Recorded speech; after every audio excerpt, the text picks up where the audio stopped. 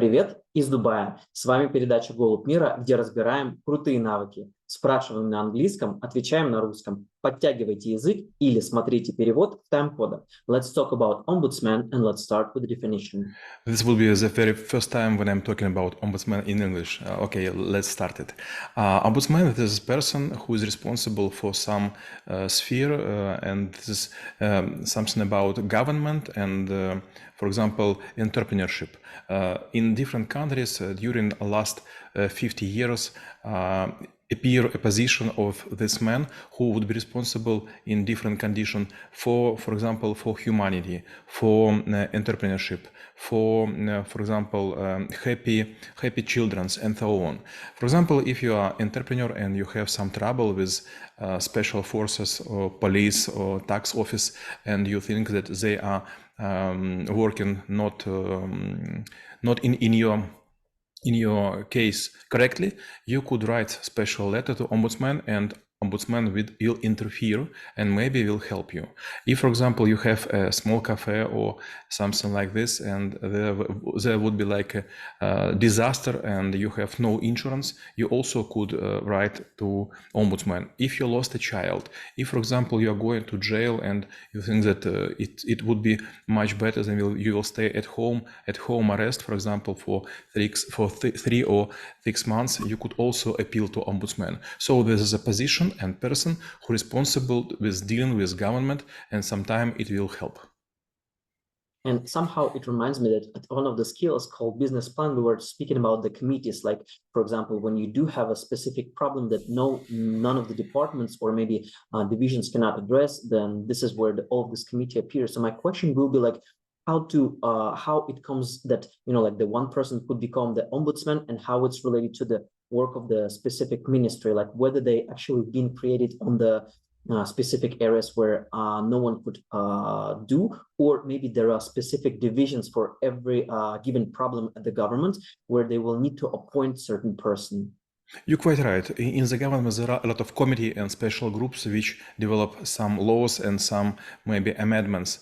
But if, for example, society or some associations or trade union will ask president or another governor to establish ombudsman, surely he will do it. Maybe not in a fast way, because it also has a huge demand, because every person think, okay, I also need protection, but to have, for example, 20 ombudsmen in the same state or in the same country, it will be mess up, and government couldn't work because all time will deal with this ombudsman. So there is, for example, association for entrepreneurship, and they ask president to establish special commission.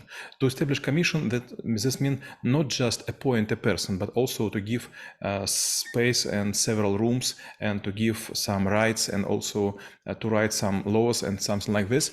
And just after this position established, and also there is rules how to use it, it could be started. But for example, if we talk about ombudsman for entrepreneurship, usually he or she, right now he, gets like, I don't know exactly, but more than 50,000 appeals per month. So no one could manage this in such a big country like Russia, for example, where I'm living right now. So there are so many people who help ombudsman, and if it is possible, and if all paper show that there was a mistake, then ombudsman will interfere. For example, there are also ombudsman for happy child. For happy children. If there, for example, no parents currently has a child and no one wants adopt, and there is some difficulties, for example, for medicine and so on, special people, social workers, they will write to ombudsman, and maybe he will get some expensive stuff because they want to save a child. But as I told before, there is no need and no possibility in the country to establish so many ombudsman as we like. For example, people who plant garden, they also want to have ombudsman. People who clean swimming pool, they also could have ombudsman. So there is just for very important situation, and if society understands that we have a lot of problem in this area. And if we think about the ombudsman as an actor, so obviously in order to solve their problems, or maybe the amount of the cloud of the problems, they obviously will need to have certain responsibilities so that they know, okay, this is my KPI, this is what I'm going to address. And there also should be some sort of like the possibilities or resources that available. So what are the moving parts like when it comes to evaluating the ombudsman work and actually looking into like what exactly they can do to solve the specific problem? I don't know amount of money which exactly given to ombudsman, but as I heard, for example, right now in Russia, something about 1 billion rubles were given to ombudsman, but most of this money will go to post office expenses, salaries, and rent of the space. So he has right now like 300 helpers, which sort letters, which write some documents and send them to different committee in the state office. And they work a lot of work which could be described as paperwork. So they don't go anywhere, they don't see people, they never will agree to meet, for example, lawyers. They just work with papers. They have a lot to do and they try to save their time. And if they will, for example, try to visit a person who gives appeal, there are no possibility because we have a huge country and a lot of time zones, so it's not possible. And actually, since you mentioned a big amount of the input information going through the ombudsman or the ombudsman office, if you probably look at it maybe from the project or the process perspective, if you would look into how they work, would it be project, process, program, or like anything else? Yes, there could be there could be established some automated routine, but no one think about this. There is the joke which was written on the picture.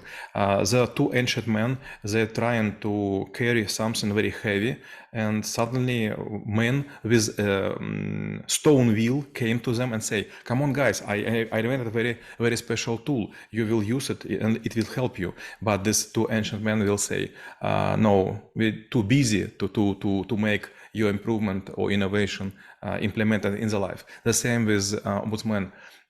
If he or she will try to listen any inventors or any automation company, it could take too many times.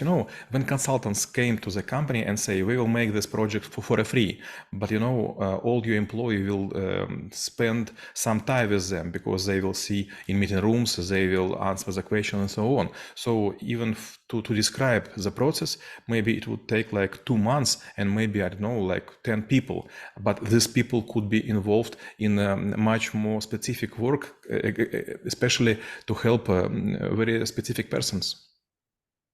And if we would actually try to measure the success or maybe like the KPI of the ombudsman, how exactly they may look like for the I would say like for the end user or maybe for the employee who actually hired or got this ombudsman to address certain problems?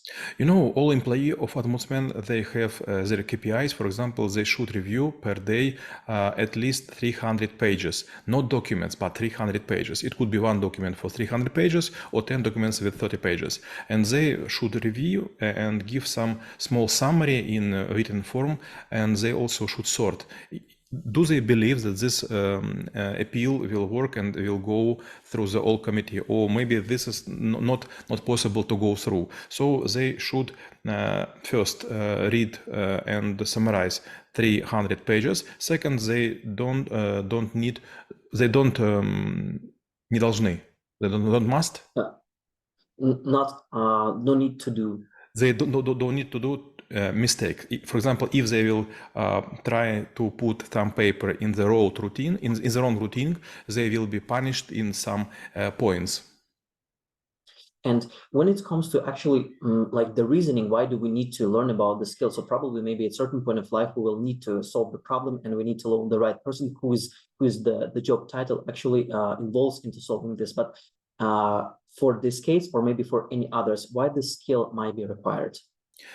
If you know about ombudsman, you are lucky enough, because a lot of people, they go into the prison, they have a cufflinks during the court, and they don't know their rights. But if you know, you could read some laws and codex, It's actually a codex. criminal codex, and understand that there is no need to use cufflinks while you be photographed or seated in a space with court. So, or for example, you will say that you are asking for special committee, or for some special interrogation, or maybe for some special team which will collect evidences, and maybe your punishment will be in less. Короче, shorter. Will be shorter. Well, and the last question, how knowing about the ombudsman could help to make the world a better place? Right now we have very tough world, and a lot of people who trying to do their job, sometimes they work very schematic, and they don't think about our feelings and about our families and so on, and they could maybe press too hard for some people. And if you know how to deal with ombudsman, you will write a letter in special form, maybe by yourself, maybe with help of your lawyer, and maybe you will get some relief because of interference of ombudsman. А мы рассмотрели навык омбудсмен и чем он полезен именно вам. Всем мира!